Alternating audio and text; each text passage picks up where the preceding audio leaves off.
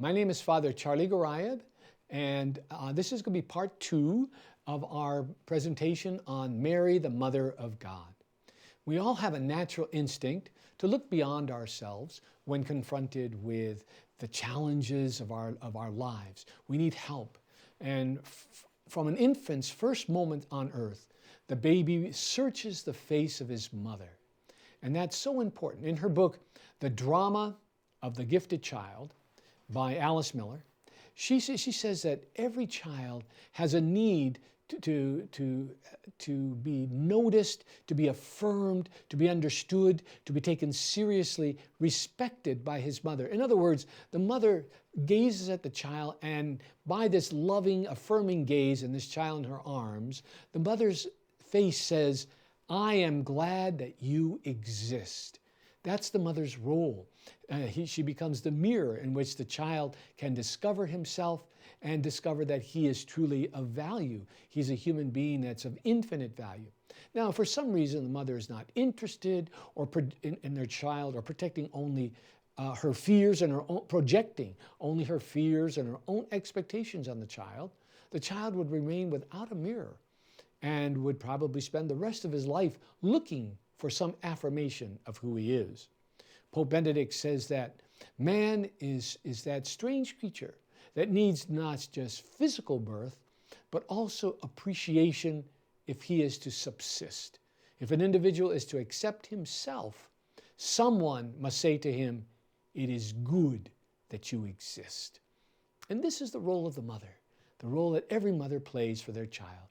As humans, for our whole lives, we are defined by our relationships. Relationships characterize who we are. They constitute who we are. But it begins with our mother. That is so important. There is a Jewish psychiatrist. Her name is Erica Komisar. She lives in New York. And she wrote a book. She said, "Why being there? Why prioritizing motherhood for the first 3 years matters." Now, this book created quite a stir. But what she says is that when mothers are absent during those first 3 years of the child's life, when the children are put away and perhaps in daycare or some kind of schooling or whatever, that the child doesn't receive that bonding that he needs. It's so important. And she was taken seriously and controversially, but she says something so very truth. All of these complex dynamics of the need for our mother were very clear to Jesus, even in his dying moments. We talked about that in the last segment. Mary was there when Jesus was dying. St. Therese, who is this wonderful child, has this beautiful understanding of Mary's motherhood. It's a bit humorous, and that only could come from a child, but it's remarkable. She says, "Oh, Blessed Mother, Virgin, I find that I am more blessed than you, for I have you for a mother, and you do not have a Blessed Virgin to love. It's true, you are the mother of Jesus, but the same Jesus has been given to me as well, and to all of us. And he on the cross gave you to us as mother. Thus, we are richer than you are, for we have you as our mother."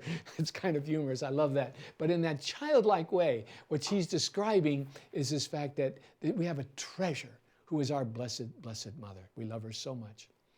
Simply put, our mothers are much more than just birth givers. It is from our mothers that we learn what it means to be a human being, how to love. This is true of our earthly mothers, but even more so, and even more consistently so, with Mary, our celestial mother. Our Lord leads us to his mother so that we can understand and find concrete, tender, and unconditional love for us, because by seeing her, we see in ourselves the love that she has for us.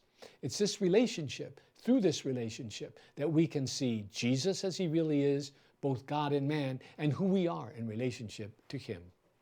Pope St. John Paul Pope St. John Paul II, I love him so much, says that Mary is not only the model and figure of the church, but much more. The church draws abundantly from the maternal mediation which Mary brings to us. What is this mediation? We are all born with original sin, to which all of us add to our own.